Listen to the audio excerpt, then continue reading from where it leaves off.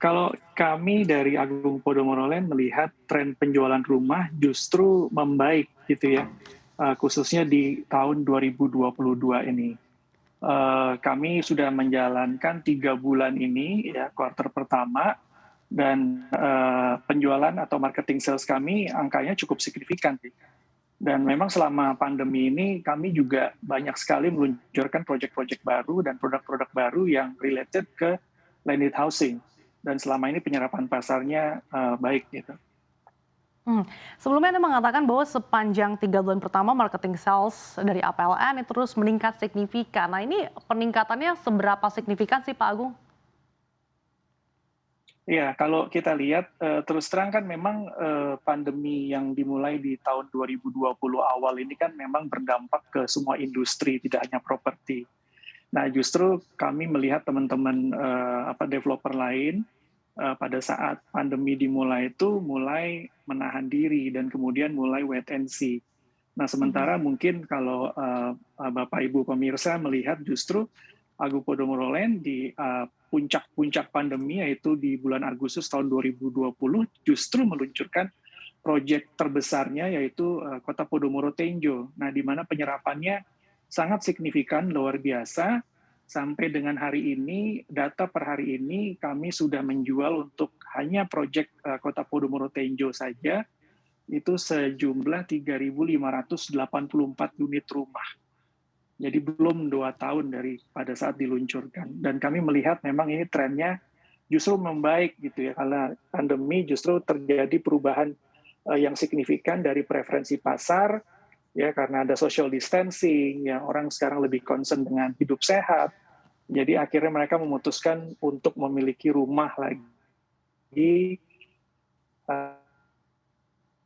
mungkin untuk keluarga yang tadinya mungkin tinggal satu rumah rame-rame gitu ya, karena Mhm. concern kesehatan, sekarang mereka membutuhkan ruang yang lebih luas lagi untuk tempat tinggal.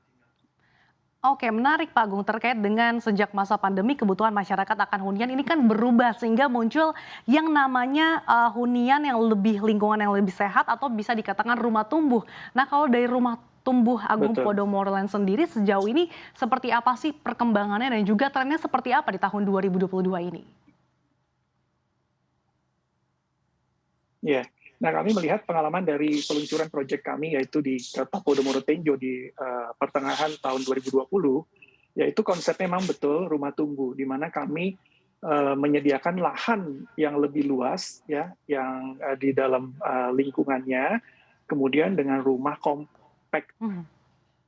saja, yang istilahnya paling nggak minimal punya 2 kamar, sehingga kedepannya buat keluarga muda yang memang target market kami itu mereka bisa menambah ruang baru jika nanti memiliki anggota keluarga baru atau memerlukan ruang baru, dan ini ternyata sambutannya luar biasa. Nah, berdasarkan pengalaman ini, pengembangan-pengembangan kami berikutnya juga akhirnya mengadopsi sukses story dari Kota Podomoro Tenjo, sehingga pengembangan klaster baru yang ada di Bandung, Baik. kemudian juga yang ada di Cimanggis, kami mengadopsi rumah-rumah tumbuh seperti itu. Oke, Pak Agung, kalau dilihat dalam 2 tahun terakhir sebetulnya seberapa besar sih pandemi ini menghantam penjualan rumah khususnya APLN? Kalau APLN justru kami melihat meningkat.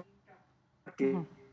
Ya, ini yang mungkin menjadi sebuah fenomena ya. Kami memang juga membaca, melihat teman-teman dari development yang mungkin terjadi koreksi dari masalah penjualannya, tapi untuk landed housing kami justru meningkat. Nah, seperti contohnya selain Kota Podomoro Tenjo, 1 tahun kemudian di tahun 2021 itu di bulan Agustus juga atau September, kami meluncurkan proyek baru di Jakarta Timur, yaitu Bukit Podomoro Jakarta, yaitu rumah mewah ya, Oke, baik. di lahan ya seluas 10 hektar, dan itu juga penyerapannya bagus sekali.